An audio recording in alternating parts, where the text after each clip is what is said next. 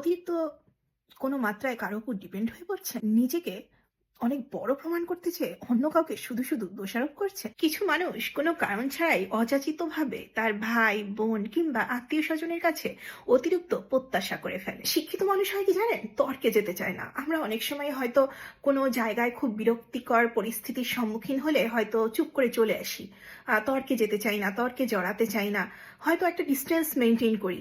আপনি কি কখনো ভেবে দেখেছেন আপনি যেটা প্রত্যাশা করছেন সেটা কতটা যুক্তিসঙ্গত? অর্থ থাকলেই সুন্দর সম্পর্ক মেইনটেইন হয়, অথচ আমরা একবার ভাবিও না আমার কোনো অযাচিত চাহিদা কিংবা ইচ্ছেই কি সম্পর্কটা নষ্ট করার জন্য দায়ী নয়। একবার চিন্তা করে দেখুন, এক লোক তার কোটি এবং লক্ষ টাকার স্বপ্ন পূরণ করার জন্য আত্মীয় স্বজনের কাছে ডিপেন্ডেন্ট হয়ে আশা করে তার স্বপ্ন পূরণের পথে এগিয়ে যাচ্ছেন।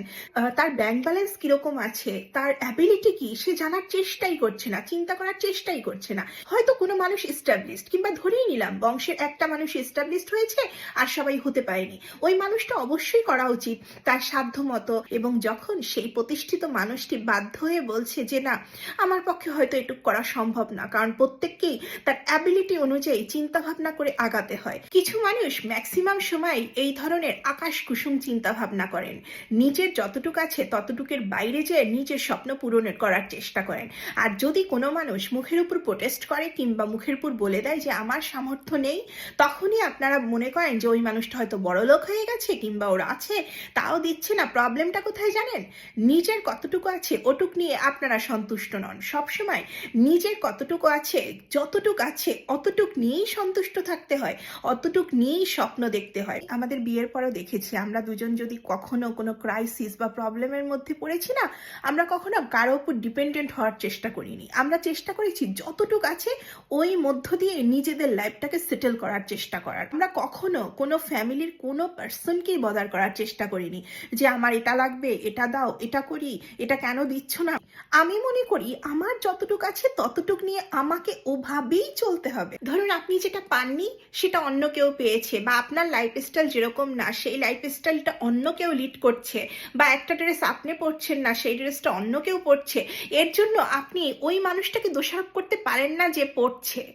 সত্যিকার অর্থেই পারেন না, কারণ প্রত্যেকের লাইফকে প্রত্যেকের মতো করে মেনে নিতে হবে।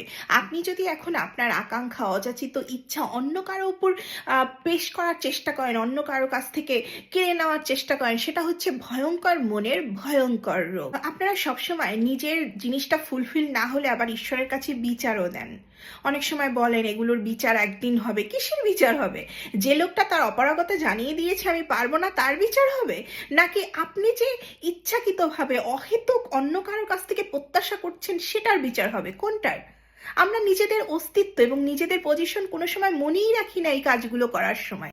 ধরুন একটা মেয়ে ফিনান্সিয়ালি ইন্ডিপেন্ডেন্ট নয়, তার স্বামী তাকে ভালো রাখছে, ভালো রাখার চেষ্টা করছে, কারণ আমাদের ধর্মেই বলা আছে যে বিয়ে মানে দায়িত্ব নেওয়া, ভার গ্রহণ করা।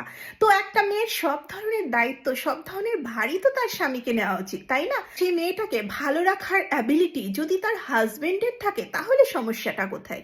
সে ফিনান্সিয়াল ভাবে ডিপেন্ডেন্ট হোক বা না হোক, ধর্মকে সাক্ষী রেখে যখন বাজে কথাগুলো বলতে পারেন, তো ধর্মেই তো লেখা আছে বিয়ে করা মানে সব দায়িত্ব গ্রহণ করা।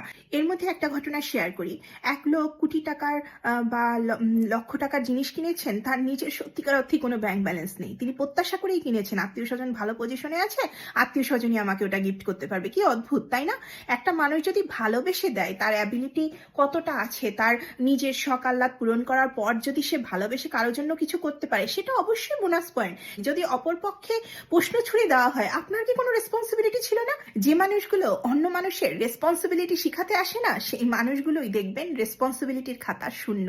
একটা ছেলে বা একটা মেয়ে, যে কোনো কারো ক্ষেত্রে হতে পারে, এই গল্পটা যে কোনো কারো ক্ষেত্রেই হতে পারে, হয়তো সংসারের জন্য খাটছে বা খেটেই যাচ্ছে, কিন্তু দিন শেষে সে কিন্তু তার প্রাপ্ত মূল্যটা পায় না। দেখা যায় কি বিপরীত পক্ষে যে আছে, যে কিছুই করছে না, শুধু বড় বড় ডায়লগ দিচ্ছে, সে ওখানে বসে হিরো বা হিরোইন হওয়ার চেষ্টা করে যে আমি এটা করেছি সেটা করেছি। আসলে কি জানেন, করার খাতা তার কিছুই নেই, শূন্য।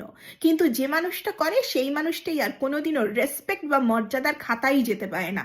তার ভুল, দোষ, ত্রুটির কোনো শেষই থাকে না। ছোট থেকে নিজের সুখের কথা একবারও যারা ভাবার প্রয়োজন বোধ করেননি, যারা আজীবন ফ্যামিলির জন্যই ভেবে গেছেন, করে গেছেন, তারপরও যদি আপনাকে কাঠগড়ায় তোলা হয় যে কি, কি করেছেন, কি, কি করেননি, আপনার কি, কি করা উচিত ছিল, কি, কি করা উচিত ছিল না, তখন অন্ততপক্ষে নিজের অস্তিত্বের জানান দিন। প্রতিবাদ করতে শিখুন, বলতে শিখুন। কারণ সবসময় নরম ডালটিকে আগে কাটা হয়। তাই নিজের অস্তিত্বের জানান দিন, বুঝিয়ে দিন আপনি কে, বুঝিয়ে দিন আপনার প্রয়োজনীয়তা। আর সবসময় যারা অন্য মানুষকে কাঠগড়ায় তোলেন তাদের উদ্দেশ্যে বলছি, আগে নিজেকে তো দেখুন, নিজের কর্তব্যের প্রতি সচেতন হন।